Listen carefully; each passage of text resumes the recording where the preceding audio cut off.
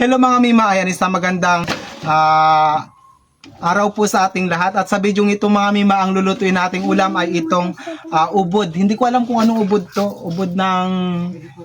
Basta hindi ko alam. Tapos mayroon tayong bago. Ayan mga Mima. Tapos shoutout pala kay Miss J. Ayan Miss J, ito na yung iyong ipinadala na ano sa akin kutsilyo. Ayan, di ba? Sobrang talas. Ayan mga Mi. Ay, wait lang.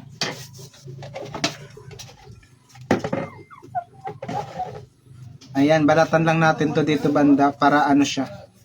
Masarap to mga Mima, ilalaga lang siya.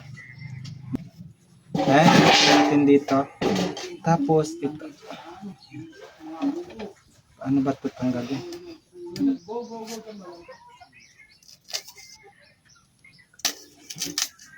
Ayan mga Mima, balatan ko lang muna to tapos lulutuin ko na mamaya. So ayan mga Mima, ito na yung ating ano, sapwa yung tawag sa akin pero sa Tagalog ubod. Ayan. Hinugasan ko lang yan tapos ilalagay natin sa ating kaldero.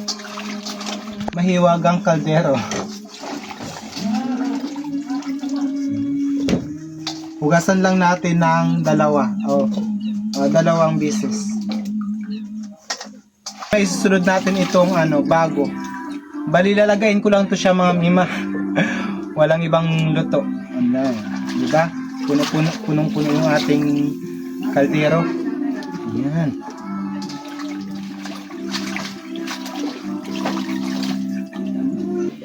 Ayan mga Mima, ito na ang ating gulay. Lagyan lang natin ng asin. Ayan, di ba?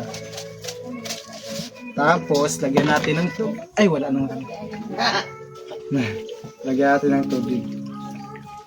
O, di ba?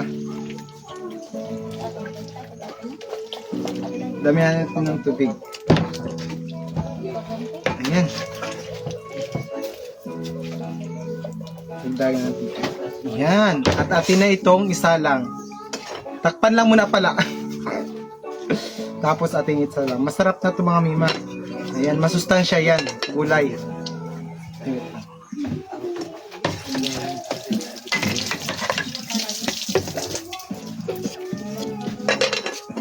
Ayan, at atin na itong isa lang. Isasalang ko na muna itong ating kaldero. Pakukuluan ko lang to hanggang siya ay maluto. Ayan mga Mima. No? Ayan. Yung kahoy talaga namin, hindi ano, magsiga ng ano, medyo basa kasi, no? So, naiba ka. Ay, ayan mga Mima. Umawas na ang kanyang tubig, diba? Lagyan natin ng bitsin. Luto na ito mga Mi. Kunting-kunti lang yung bitsin.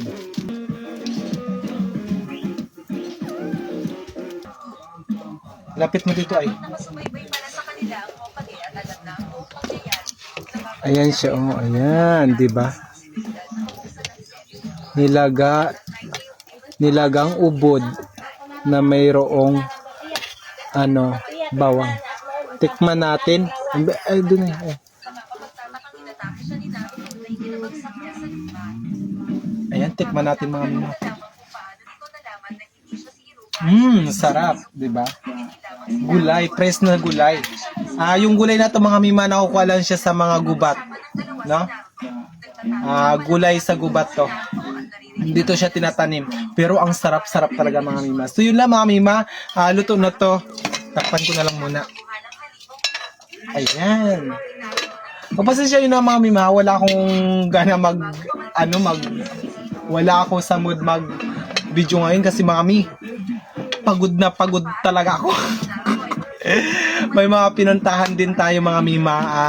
Hanggang dito na yung video ko na to. Maraming salamat po sa inyong lahat. At ingat-ingat po tayo palagi. At sana patuloy nyo pa akong suportahan. At sa mga hindi pa sa mga nakakanood ng video na to, please paki-share, mag-comment kayo, mag-like kayo dyan. Di ba? So yun lang mga Mima. Maraming salamat po sa inyong lahat. And God bless us all. Bye-bye.